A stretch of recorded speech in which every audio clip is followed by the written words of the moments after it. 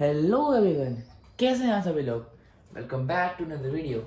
आज हम लोग पढ़ने जा रहे हैं हिस्ट्री का सबसे पहला चैप्टर, क्लास 9th हिस्ट्री का। इस चैप्टर का नाम है द फ्रेंच रेवोल्यूशन। इस चैप्टर में हम पढ़ने वाले हैं कि यूरोप के अंदर मोनार्की का एबोलिशन जो था ना, मोनार्की खत्म होने का सबसे पहला स्टेप इन्होंने ही उठाया था, फ्रांस के लोगों ने। तो आज हम लोग पढ़ने जा रहे हैं कैसे लुई 16 पावर में आए, उनकी पावर कैसे छीन ली गई, रोबोस्पियर ने क्या क्या किया, रेन ऑफ टेरर हो गया, नेपोलियन हो गया, इन सब के बारे में इस चैप्टर में ब्रीफली बता रखा है। आज हम लोग ये चैप्टर पूरी ब्रीफली डिटेल में कवर करेंगे। तो चलिए इस चैप्टर का आरंभ करते हैं। सबसे पहले इस चैप्टर में बताया गया कि 1774 में एक डायनेस्टी थी जिसका नाम था बर्बन डायनेस्टी। डायनेस्टी में का नाम लिख देते हैं बर्बन। बर्बन बिस्किट है ना, बर्बन बिस्किट से याद रखिएगा इसे, बर्बन डायनेस्टी। ये एक डायनेस्टी थी, ठीक है। इस डायनेस्टी के अंदर 1774 में फ्रांस का राजा बना। 1774 में ये राजा कौन था? लुईस 16। लुईस 16 राजा बना फ्रांस का 1774 में, और वो जो है इसी डायनेस्टी से बिलोंग करता था। तो जब लुई 16 राजा बना ना, उसको ना खाली जेब मिली थी अपने साथ। उसका सारा का सारा खजाना ही गायब था, खाली पड़ा था। क्यों? बहुत लंबे सालों से चलती हुई जंगों की वजह से, और कुछ वैसे भी उन्होंने लोन ले रखे थे उनकी रिपेमेंट की वजह से, पैलेस की मेंटेनेंस की वजह से, आर्मी को ध्यान में रखते हुए, इन सब से फ्रांस का जो रिजर्व था ना पैसों का, वो थोड़ा बहुत डिप्लीट होकर चला गया। रीजंस लिख देता हूं आपके लिए। Long years of war, long wars, maintenance हो गया, और तो ऐसे बहुत सारी वजह हैं जिससे ये जो फ्रांस था उसका पैसा डिप्लीट होता गया। अब लुई 16 जब लुई 16 को गद्दी मिली थी ना, तो 17वीं शताब्दी के अंदर ना, 18वीं शताब्दी में जो फ्रांस था ना, वो ब्रिटेन का एक दुश्मन था। तब दोस्त नहीं था, उस टाइम पर दुश्मन था। तो उस टाइम उन्होंने, क्योंकि पैसे थे नहीं, जंग तो लड़ नहीं सकते, तो उन्होंने ये सोचा कि ब्रिटेन के पास ना अमेरिका, जो नॉर्थ अमेरिका और साउथ अमेरिका ना, वहाँ पे उसकी 13 कॉलोनीज है। कॉलोनी पता है ना, जैसे कि ब्रिटिश ने हम पर भी राज किया था, तो हमें ब्रिटिश के कॉलोनी थे। तो लुई 16 ने ना 13 अमेरिकन कॉलोनीज को ना ब्रिटिश से आजादी दिलवा दी। उन्होंने फ्रांस ने 13 अमेरिकन कॉलोनीज को ब्रिटिश से आजादी दिलवाने में मदद की। इसके लिए भी उनको लोन लेने पड़े, खाली है जेब, है ना। पर अमेरिकन वालों ने ना थोड़ा चालाकी दिखा दी। अमेरिकन कॉलोनीज को ना पैसे देने थे, उन्होंने पैसे दिए नहीं फ्रांस को, जिससे फ्रांस और कंगाल पड़ गया। लोन ले रखे थे, अब उसे नए लोन कैसे भरेगा जब पुराने लोन ही नहीं भरे जा रहे। तो फिर अब जो अमाउंट ऑफ डेप्ट था ना, उस टाइम के हिसाब से तो ये बहुत ज़्यादा डेप्ट था। आज के ज़माने में कुछ 2-1 बिलियन लिवर हम लोग को सुनने में छोटा लगता है, पर उस ज़माने में इतना था, यानी कि अब आके इन्फ्लेशन की वजह से बहुत हो गया होगा। तो अमेरिकन कॉलोनीज को फ्री करवाने के बाद उसके पास लुई 16 पर 1 बिलियन लिवर का डेप्ट हो गया, कर्ज में चला गया इतने उस समय में, 1770s में। और तो और उसके साथ वैसे ही पहले से 2 बिलियन से ज्यादा का लिवर का डेप्ट चल रहा था। उससे भी पहले एक और डेप्ट चल रहा था जो 2 बिलियन का था, और वो डेप्ट तो बढ़ता भी जा रहा था। तो फ्रांस पड़ गया भाई 3 बिलियन लिवर के डेप्ट में। लुई 16 तो करे क्या, जिससे उसने डेप्ट ले रखा था वो लोग 10% इंटरेस्ट डाल रहे थे। कि मुझे 10% और चाहिए। ये तो बहुत बुरी प्रॉब्लम हो गई थी फ्रांस के लिए। तो फ्रांस ने ना एक फैसला किया, लुई 16 ने एक फैसला किया। देश का पैसा कहाँ से आता है? देश का पैसा उनकी जनता से आता है। तो उन्होंने ये सोचा क्यों ना जनता पे जो टैक्स लगा हुआ है इसको बहुत ज्यादा बढ़ा देते हैं। उन्होंने बहुत ज्यादा बढ़ा दिया था टैक्स। जो टैक्स है ना, ये जो टैक्स होता है ना, ये इतना बढ़ गया, बहुत ज्यादा टैक्स लगा दिया था उससे। और तो और वैसे भी लोगों की इनकम जो है ना वो तो नहीं रही, इनकम भी नहीं बढ़ी, इसके साथ साथ इनकम तो नहीं रही और तो और कम भी हो गई। तो अब हम लोग पढ़ते हैं अगले पार्ट में जो है सोसाइटी। जो फ्रांस की सोसाइटी थी ना, फ्रांस की जो जनता थी ना, उनको 3 भागों में बांट रखा था। 3 भागों में बांट रखा था। पहले पढ़ते हैं हम लोग पहला स्टेट। 3 स्टेट थे। अभी हम लोग जो है पहला स्टेट पढ़ने जा रहे हैं जिसका नाम था क्लर्गी, फर्स्ट स्टेट। जो फर्स्ट स्टेट था ना, उसके पास ना बहुत ज्यादा पावर थी। ये राजा का मैंने बना दिया ऐसे। उसके पास ना बहुत ज्यादा वो था पावर। फर्स्ट स्टेट के अंदर वो लोग होते थे जो चर्च में थे। चर्च के अंदर जो लोग काम करते थे, जैसे कि प्रीस्ट हो गए और 2-3 और पोजीशन हो जाएंगी, मुझे पता नहीं था चर्च के बारे में क्योंकि मैं हिंदू। तो फर्स्ट स्टेट के अंदर वो लोग थे जो चर्च में काम करते थे, जिनके पास स्पेशल पोजीशन थी चर्च के अंदर। वो लोग फर्स्ट स्टेट में थे।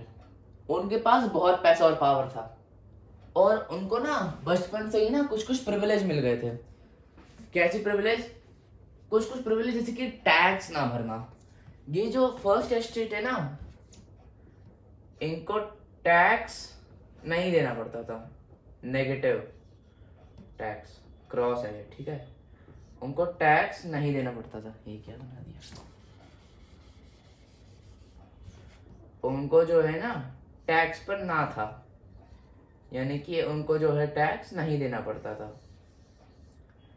और तो और जब फर्स्ट स्टेट थे ना तो वैसे ही बहुत कमाते थे, चर्च के अंदर थे तो वो लोग। आम जनता थी थर्ड स्टेट, उसके बारे में आगे पढ़ेंगे। थर्ड स्टेट पर वो ना टैक्स लगाते थे। उस टैक्स का नाम था तिथ। ये एक इनडायरेक्ट टैक्स था।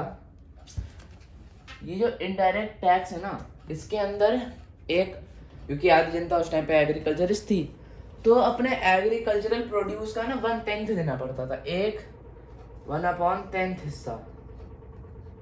जैसे कि मैंने अगर 100 किलो गेहूं उगाया ना, तो इसका 1/10 क्या होगा? 10 किलो। तो मुझे 10 किलो जो है ना फर्स्ट स्टेट को देना पड़ता था। ये है हमारा फर्स्ट स्टेट। इन लोग रिवाइज करते हैं। फर्स्ट स्टेट कौन थे? जो लोग चर्च में काम करते थे, उनको बचपन से प्रिविलेज मिलती थी और तो और वो आम जनता से टैक्स लेते थे जिसका नाम था तिथ, ठीक है। अब आगे बढ़ते हैं सेकेंड स्टेट की ओर।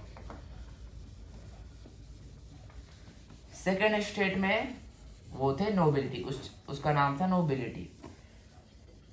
नाम याद रखिए। फर्स्ट स्टेट, अगर आप 3 क्वेश्चन आ सकते हैं, डिस्क्राइब द 3 स्टेट, तो फर्स्ट स्टेट के साथ साथ आपको क्लर्गी लिखना भी जरूरी है क्योंकि उसी का नाम है। इसमें टीचर्स 0.5 भी काट लेते हैं कभी कभार। तो इसके बाद आती है सेकेंड स्टेट। सेकेंड स्टेट इनके नीचे थे, इनका नाम था नोबिलिटी। अरे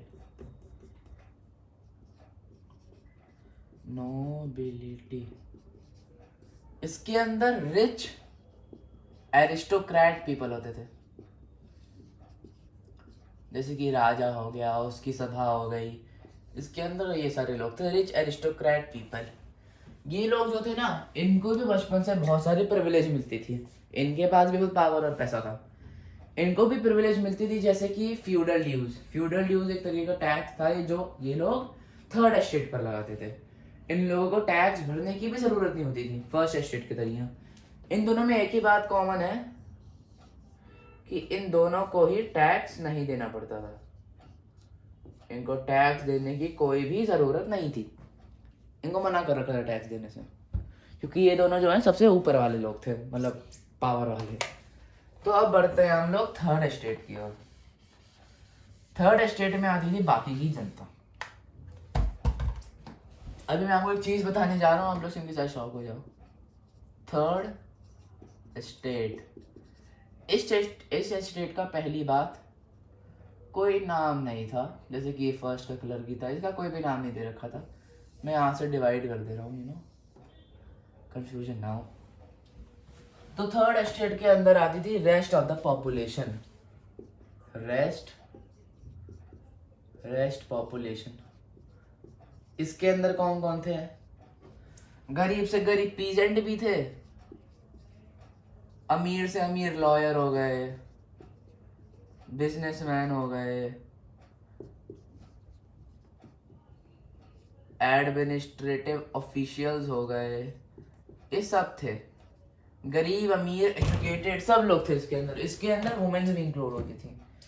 तो जो थर्ड स्टेट थी ना, इनको कोई प्रिविलेज नहीं मिलता था, इनको कोई भी तरीके का टैक्स लगाने का भी नहीं मिलता था।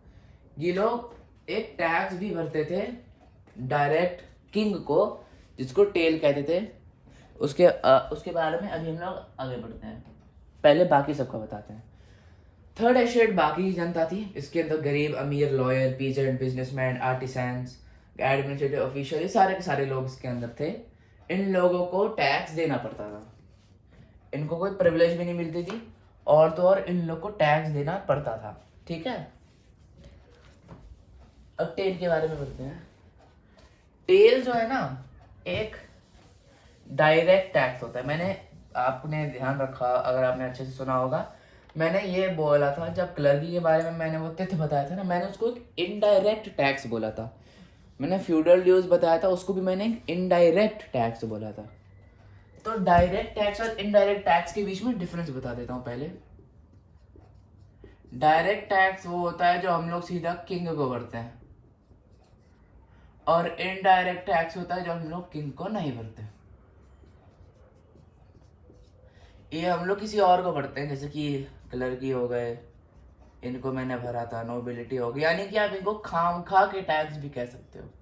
ये टैक्स देने की जरूरत है, पर उस टाइम पर अपने घमंड की वजह से, अपने लालच की वजह से ये लोग थर्ड स्टेट पर ही टैक्स लगाते थे। तो जो डायरेक्ट टैक्स देना पड़ता था उसका नाम था टेल, TAILLE, टेल, टेल मतलब। और जो इनडायरेक्ट टैक्स था उसका नाम तिथ हो गया, फ्यूडल ड्यूज हो गए, और ऐसा बहुत सारे टैक्स थे। इनके ना जो ये लोग नॉर्मल कंजम्पशन प्रोडक्ट होते हैं ना, जैसे कि जो हम लोग हर दिन खाते हैं, जैसे कि फल हो गया, चीनी हो गया, है ना, ये नमक हो गया, इन सब पर भी इनको टैक्स देना पड़ता था। तंबाकू हो गया, चाय पत्ती हो गई, इन सब पे इन सबको टैक्स देना पड़ता था, और ये टैक्स बस थर्ड स्टेट भी भरते थे। तो इनके ऊपर ना सारा का सारा देश का बोझ था इन लोग के ऊपर। टेल भी भरना था, तिथ भी भरना था, फ्यूडल ड्यूज भी भरने थे, आम कंजम्पशन पर वो टैक्स भी भरना था। तो ये लोग ना बहुत ज़्यादा वो थे, बहुत ज़्यादा थक चुके थे इस सिस्टम की वजह से, क्योंकि ऊपर के दो लोग तो मौज मस्ती कर रहे थे, हम बेचारे की तड़प रहे हैं अकेले। अब मैं आपको एक बात बताता हूँ।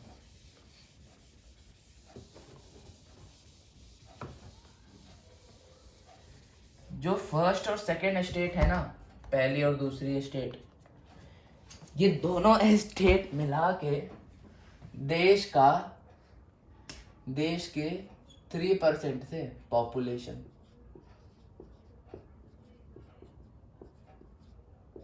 फर्स्ट और सेकेंड स्टेट मिला के। थर्ड स्टेट जो थी ना, उसमें 97% लोग थे। तब भी थर्ड स्टेट के अंदर, पर ये जो 3% है ना, ये 97% पर राज करते थे। ये 3% के लोग जो फर्स्ट और सेकेंड स्टेट थे, वो थर्ड स्टेट पर पूरा हक जमा के बैठे हुए थे। वो लोग कुछ कर भी नहीं सकते थे उस टाइम पर। उनको भी विश्वास हो गया था कि अब स्थिति नहीं सुधर सकती तो नहीं सुधर सकती भाई, उन लोग को भी ये लगने लग गया था। अब मैंने आपको ये सब के बारे में बता दिया। अब मैं बताता हूँ थोड़े बहुत किसान के बारे में। किसान जो है वो ये 97% के अंदर अकेले किसान 90% थे। इस 97% के अंदर जो 90% लोग थे वो पीजेंट थे, किसान। पर बहुत कम किसान थे जिनके पास खुद की जमीन थी, लैंड, जिनके पास खुद का लैंड था, वो बहुत कम लोग थे। देश का 60% जमीन जो थी ना, 60%, वो फर्स्ट और सेकंड एस्टेट लेकर बैठी हुई थी। उनके पास पावर था, पैसा था, वो खरीद भी लेते थे। तो बहुत कम लोग थे जिनके पास, किसान जो, जिनके पास हो भाई पैसा, जिनके पास इतना पैसा हो कि वो एक जमीन ले सके। क्योंकि जो जिनके पास जमीन नहीं थी ना, वो फर्स्ट और सेकंड एस्टेट की जमीन पर काम करते थे। जैसे कि मेरी जमीन नहीं हो गई, पर मैं एक लेबरर हो गया ना, मतलब किसी और के लिए किसी और के जमीन पर काम कर रहा हूँ। वो इसमें आधी जनता उस तरीके की थी। अब हम लोग बढ़ते हैं आगे। अब आता है द स्ट्रगल टू सर्वाइव। इस पीरियड के बीच में फ्रांस के अंदर एक्चुअली में तबाही हो गई। सबसिस्टेंस क्राइसिस डेवलप हो गया था, बहुत बुरे वाला। तो पहले हम लोग ये समझते हैं कि ये सबसिस्टेंस क्राइसिस क्या है।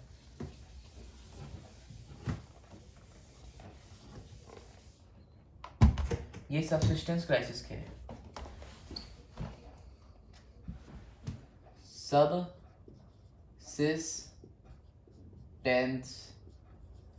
क्राइसिस, ये सबसिस्टेंस क्राइसिस क्या है? जब आपके हर दिन के नीड्स पर, जब आपके हर दिन के नीड्स भी पूरे ना होना, तब होता है, डेवलप होता है सबसिस्टेंस क्राइसिस। व्हेन, इसकी डेफिनेशन लिख रहा हूं, when one's daily needs, when one's daily needs are in danger, खाना पीना, बिस्तर, घर, मकान, कपड़ा, ये सब डेली नीड होती हैं, है ना। घर में नहीं रहोगे तो कहाँ रहोगे भाई। जब आपकी ये सब बेसिक चीज़ें डेंजर में हो, तब सबसिस्टेंस, इसको कहते हैं सबसिस्टेंस क्राइसिस। ये है इसकी डेफिनेशन।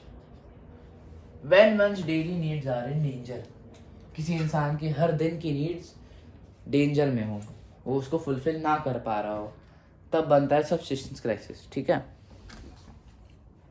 अगर आगे बढ़ा जाए तो ये क्यों डेवलप हुआ फ्रांस में, इसके 3 रीजन थे। 3 रीजन इसके नीचे हैं। पहला हो गया पॉपुलेशन ग्रोथ। 1715 से 1789 तक फ्रांस की पॉपुलेशन 23 मिलियन, 23 मिलियन से सीधा 28 मिलियन, 28 मिलियन पे जंप की। 5 मिलियन का इंक्रीज था। 50 लाख कोई कम बात नहीं होती। जिस वजह से फूड की डिमांड बढ़ी, फूड की जो डिमांड थी वो बढ़ी, पर फ्रांस के अंदर उतनी ज़मीन नहीं थी भाई, है ना। तो फूड की रिक्वायरमेंट पूरी नहीं हुई, जिस वजह से खाना जो डेली नीड होता है वो डेंजर में बढ़ गया। क्यों? खाना मिल नहीं रहा था, खाना के प्राइसेस बहुत ज़्यादा सोर अप हो गए, जिससे आम जनता खाना खरीद ही नहीं पा रही थी। ये था पहला रीज़न। दूसरा रीज़न हो गया कि चलो मान लिया फूड की इनकम बढ़ गई, मतलब फूड का जो वो है ना कीमत, वो बढ़ गई, हमारी वेजेस क्यों नहीं बढ़ रही? वेजेस उल्टा कम हो गई, वेजेस डिक्रीज। जो लोग काम करते थे उनकी जो कमाई थी ना वो और कम हो गई उल्टा। ये भी नहीं कि वो भी बढ़ गई साथ साथ, ये और कम हो गई, जिस वजह से गरीब और अमीर के बीच का जो गैप है ना वो बहुत ज्यादा ही बढ़ चुका था। तीसरा रीजन हो गया बैड हार्वेस्ट। विंटर का टाइम था, विंटर्स के अंदर ना जो हार्वेस्ट होती थी ना वो बहुत ज्यादा खराब निकल जाती थी, मतलब आधे क्रॉप वहीं पे मर जाते थे, जिस वजह से फूड का जो फूड ग्रेन की जो सप्लाई थी उसमें बहुत ही ज्यादा कमी पड़ गई, वो बहुत ज्यादा कम हो गई थी। इसलिए थर्ड एस्टेट को ये प्रॉब्लम जो है ना ज्यादा से ज्यादा बस थर्ड एस्टेट को झेलना पड़ रहा था। फर्स्ट और सेकंड एस्टेट के पास वैसे ही पैसा था, वो लोग अपनी जमीन पे खुद भी खेती करवा लेते थे, उनका तो मस्त जिंदगी चल रही थी उस टाइम पे। इन 3 रीजन की वजह से सबसिस्टेंस क्राइसिस बनी। अब ग्रोइंग मिडिल क्लास पर आते हैं। ये एक टॉपिक है, ये काफी इंपॉर्टेंट है वैसे तो। हमने किसान के बारे में पढ़ा था, हमने क्या पढ़ा था, किन के बारे में? किसान के बारे में, है ना। आप लोग भी सोच रहे होंगे भाई किसानों को इतनी प्रॉब्लम है, रिवोल्ट क्यों नहीं कर देते भाई, रेवोल्यूशन क्यों नहीं ले आते अपने साथ। वो रेवोल्यूशन ला भी चुके थे काफ़ी पहले, रेवोल्यूशन लाए भी थे, पर इस बार उनके पास ना नॉलेज की कमी थी थोड़ी, उनको थोड़ी बहुत प्रॉब्लम्स आ रही थी कि रेवोल्यूशन कैसे लाया जाए। तो थर्ड स्टेट के जो एजुकेटेड मेंबर थे ना, जो पढ़े लिखे लोग थे ना, थर्ड स्टेट के लॉयर, एडमिनिस्ट्रेटिव ऑफिशियल्स, ये सब थर्ड स्टेट में ही थे, ये लोग एजुकेटेड थे। इन्होंने ये फैसला अपने कंधे पे लिया, ये बोझ अपने कंधे पे लिया कि ये रेवोल्यूशन करेंगे। थर्ड स्टेट थी ना, उनको रेवोल्यूशन कराना पड़ा, जो लोग पढ़े लिखे थे, अमीर थे थर्ड स्टेट के अंदर, पीरियड्स के पास वैसे पैसों की कमी थी, खाने की भी कमी थी, और तो एक बात नॉलेज नहीं थी कि रेवोल्यूशन कैसे कराई जाए। अब आता है मिडिल क्लास। हमने इंडियन सोसाइटी में देखा होगा हायर क्लास है ना, lower class, middle class. Lower class हो गए जो इनकम कम होती है, हायर जो अमीर होते हैं, मिडिल जो बीच में अटके रहते हैं, अपनी डेली नीड्स तो फुलफिल कर पाते हैं वो लोग आराम से, है ना, ये हमने पढ़ा हुआ था। तो मिडिल क्लास वो लोग थे, मिडिल क्लास वो लोग थे जो अमीर, बताऊं कैसे बने, अपने ओवरसी ट्रेड और तो और manufacturing. Middle class oversee trade और मैन्युफैक्चरिंग से अमीर बने थे, जिनकी जो तादाद थी वो बढ़ते जा रही थी, शिप्स डेवलप होते उसी टाइप के आसपास, है ना, तो उनकी जो कीमतें बढ़ते गई, जब से इनकी पॉपुलेशन बढ़ती गई, मिडिल क्लास बहुत ज़्यादा ग्रो होने लग गया भाई। फिर आए कुछ फिलोसफर्स और तो और ये जो एडमिनिस्ट्रेटिव ऑफिशियल हो गए, लॉयर हो गए, इन लोग का मानना था ना कि किसी बंदे को बचपन से प्रिविलेज नहीं मिलनी चाहिए, या तो प्रिविलेज मिले तो सबको मिले, या तो किसी को भी ना मिले। और तो और वो ऐसा थे, वो ये सोचते थे कि किसी भी बंदे का जो सोशल पोजीशन है उसकी मेरिट पर डिसाइड हो, उसकी कमाई पर, उसकी मेहनत पर डिसाइड हो। फिर आए कुछ फिलोसफर्स ऐसे, फिलोसफर्स कौन है भाई, फिलोसफर्स वो हो गए ना जो मतलब बुक्स लिखते हैं, या फिर राइटर्स भी कह सकते हैं आप इनको, फिलोसफर्स तो थोड़ा बुक्स के अंदर दे रखा है, पर इनको अब ये के लिए राइटर ही मान लेते हैं। कौन कौन थे, जॉन लॉक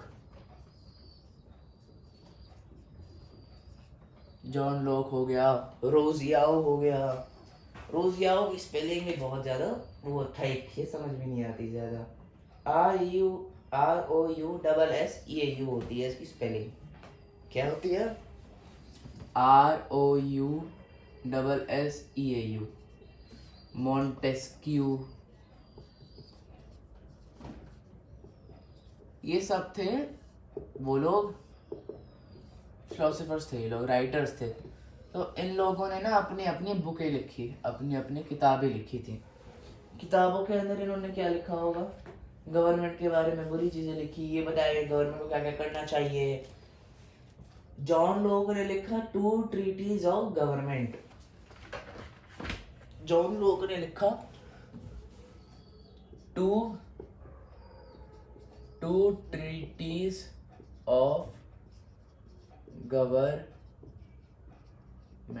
2 को हटा के एक्चुअल 2 लिख देते हैं। इसके अंदर इसने जो किंग की पावर को था, जो राजा की पावर थी, उसको काफी हद तक इसने क्रिटिसाइज किया था।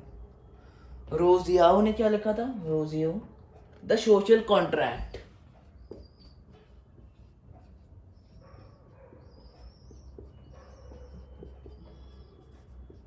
इसे लिखा था सोशल कॉन्ट्रैक्ट। इसके अंदर उसने बताया गया कि जो गवर्नमेंट थी ना और जो लोग थे, उनके बीच में एक सोशल कॉन्ट्रैक्ट होना चाहिए, उस टाइप की गवर्नमेंट होनी चाहिए जिसमें गवर्नमेंट और उसके लोगों के बीच में सोशल कॉन्ट्रैक्ट हो कि क्या होना चाहिए क्या नहीं होना चाहिए। मॉन्टेस्क्यू ने लिखा the spirit of the laws,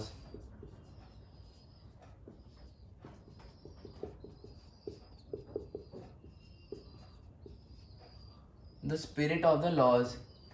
इसके अंदर इसने बताया कि जो पावर है ना राजा की, उसको लेजिस्लेचर, एग्जीक्यूटिव और जुडिशरी में बांट दी जाए, जैसे कि आज की भारत सरकार में है। ये मॉन्टेस्क्यू का जो आइडिया था वो ही सबसे ज़्यादा फेमस हुआ, अमेरिका ने इसको फॉलो किया और आज ऑलमोस्ट जो भी डेमोक्रेटिक देश है वो इसी के आइडिया को फॉलो करता है। इन दोनों को ज़्यादा भी नहीं करते फॉलो। फिलोसफर्स हो गया। अब आता है भाई रेवोल्यूशन। अभी तो नहीं आया रेवोल्यूशन, अभी अभी आया कि रेवोल्यूशन के बारूद के बैग में चिंगारी कैसे पड़ी। रेवोल्यूशन एक बम था, रेवोल्यूशन पर चिंगारी कैसे पड़ी ना, अभी हम लोग वो पढ़ने जा रहे हैं। तो जो राजा था ना, उसके पास ना खुद से लॉ बनाने का अधिकार नहीं था, उसको आम जनता से पूछना पड़ता था। तो उसको ना एक स्टेट्स जनरल की बॉडी बुलानी पड़ती थी, स्टेट जनरल्स। इसके अंदर तीनों स्टेट अपने लोग भेजते थे लॉ के बारे में डिस्कस करने के लिए। ये मीटिंग राजा ही डिसाइड करता था कब बुलाई जाएगी और कब नहीं बुलाई जाएगी।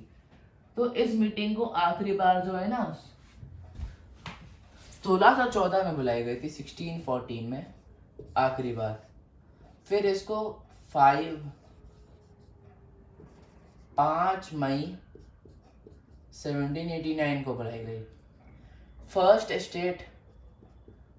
स्टेट है, उसने 300 लोग भेजे, सेकेंड ने भी 300 लोग भेजे, थर्ड ने 600 लोग भेजे। अब स्टेट जनरल की मैं डायग्राम दिखा देता हूँ कैसे था वो। ये पूरा कमरा था, यहाँ पर 2 सीटें थी। इन सीटों पर ना फर्स्ट और सेकंड स्टेट आमने सामने बैठे थे, बीच में राजा था। जो थर्ड स्टेट है उसको पीछे की और ह्यूमिलिएशन फेस करके खड़ा होना पड़ा।